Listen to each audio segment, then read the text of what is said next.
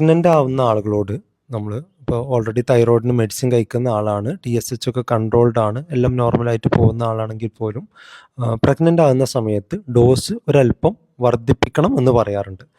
അപ്പോൾ പല ആളുകളും ചോദിക്കുന്നൊരു ഡൗട്ടാണ്, എനിക്കിപ്പോൾ ബുദ്ധിമുട്ടൊന്നുമില്ലല്ലോ, എൻ്റെ തൈറോയ്ഡ് ഹോർമോൺ ലെവലൊക്കെ നോർമലല്ലേ, പിന്നെ എന്തിനാണ് ഞാൻ ഡോസ് കൂട്ടുന്നത്, ഡോസ് കൂട്ടിയാൽ അത് ഓവർ ഡോസ് ആവില്ലേ എന്നുള്ളത്. അത് ഒരു പ്രഗ്നൻ്റ് അല്ലാത്ത അവസ്ഥയിൽ ഒരു പരിധിവരെ അത് കറക്റ്റാണ്. കാരണം നമുക്ക് ബുദ്ധിമുട്ടുകളില്ല, TSH ഒക്കെ നോർമലാണെങ്കിൽ ആവശ്യമില്ലാതെ നമ്മൾ ഡോസ് കൂട്ടിയിട്ട് നമുക്ക് എക്സ്ട്രാ ബെനിഫിറ്റ് ഒന്നും കിട്ടാൻ പോകുന്നില്ല.